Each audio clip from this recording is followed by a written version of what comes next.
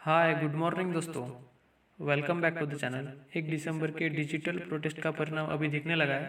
1 दिसंबर को स्टूडेंट ने सरकार को अपना पावर दिखाई दिया। मतलब जस्टिस फॉर रेलवे स्टूडेंट्स के नाम से 7 मिलियन ट्वीट्स हुए भाई।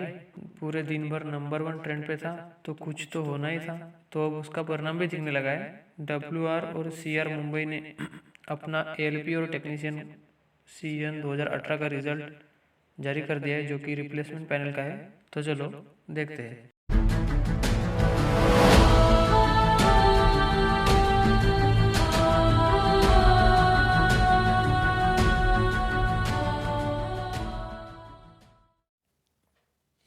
Railway recruitment board, divisional office compound, Mumbai central, Mumbai.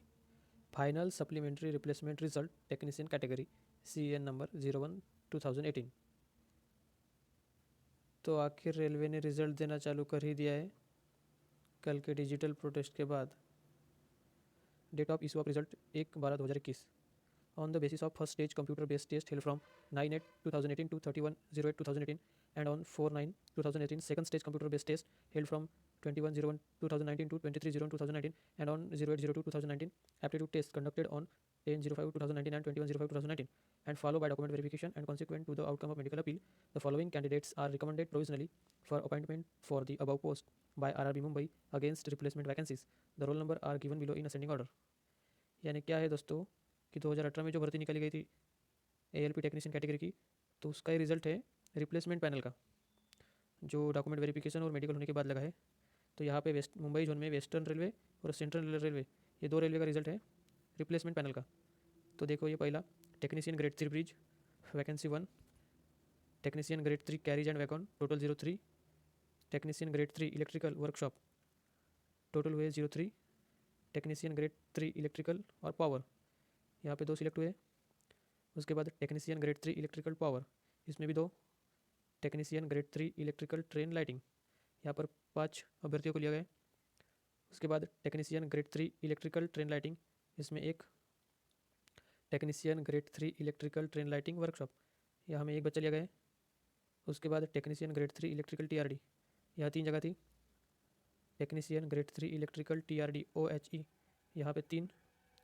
उसके बाद technician grade 3 electrical TRD OHE, यहाँ पे भी 3। उसके बाद technician grade 3 electrical TRD PSI, यहाँ 2 जगह थी। उसके बाद technician grade 3 electrical TRD PSI, यहाँ पे भी 3 बच्चों को लिया गया। उसके बाद टेक्नीशियन ग्रेड 3 इलेक्ट्रिकल TRS, यहाँ कुल 38 जगह थी रिप्लेसमेंट पैनल में। अभी इन बच्चों का सिलेक्शन हो गया। उसके बाद है टेक्नीशियन ग्रेड 3 इलेक्ट्रिकल TRS, यहाँ पे 1 जगह थी। फिर है टेक्नीशियन ग्रेड 3 EMU, यहाँ पे 1 जगह थी। उसके बाद है टेक्नीशियन ग्रेड 3 फिटर वर्कशॉप, यहाँ पे 2 थी। उसके बाद टेक्नीशियन ग्रेड 3 मैकेनिकल वर्कशॉप, यहाँ पे 1 जगह थी। उसके बाद technician grade 3 refrigeration and air conditioning, उसमें 1 जगह थी। उसके बाद technician grade 3 refrigeration and air condition, उसमें 2 जगह थी। उसके बाद है सबसे ज़्यादा टेक्नीशियन ग्रेड 3 सिग्नल, इसमें टोटल जगह थी 1 से 12 रिप्लेसमेंट पैनल में, और ये 1 से 12 बच्चों का चयन हो गया यहाँ पे। उसके बाद है टेक्नीशियन ग्रेड 3 सिग्नल, यहाँ पे टोटल 12 जगह थी। उसके बाद टेक्नीशियन ग्रेड 3 टेलीकम्युनिकेशन, यहाँ पे टोटल 15 जगह थी। ये 15 का भी सिलेक्शन हो गया अभी। उसके बाद है टेक्नीशियन ग्रेड 3 टेलीकम्युनिकेशन, यहाँ पे 1 जगह थी। तो इस तरीके से इतने बच्चों का सिलेक्शन हो गया।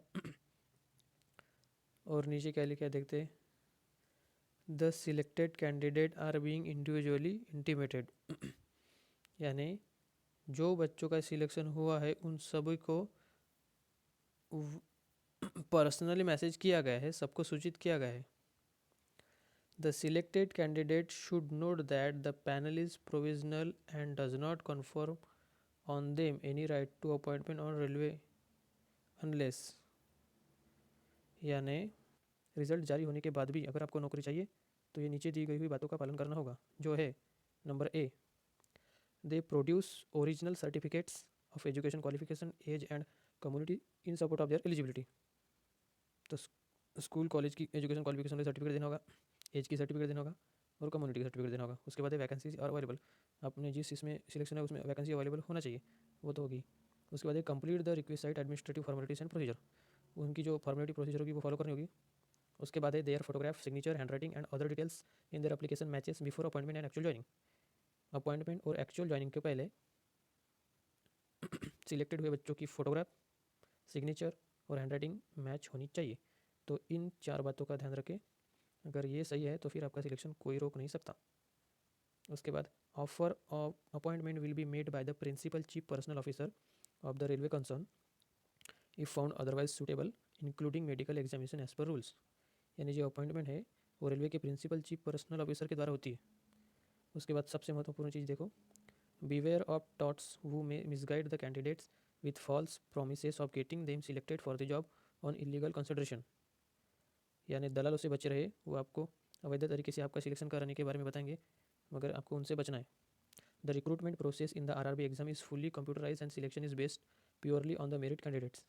यानी जो आरआरबी का एग्ज़ाम है वो पूरी कंप्यूटराइज है और जो सिलेक्शन होता है वो पूरा मेरिट के आधार पर होता है, ऐसा इनका कहना है। उसके बाद while every care has been taken in preparing the result the railway recruitment board reserve the right to rectify the error and omission if any. इतनी सारी प्रिपरेशन करने के बाद भी अगर कुछ त्रुटि रहती है तो फिर रेलवे के अधिकार है कि उसको सुधारे।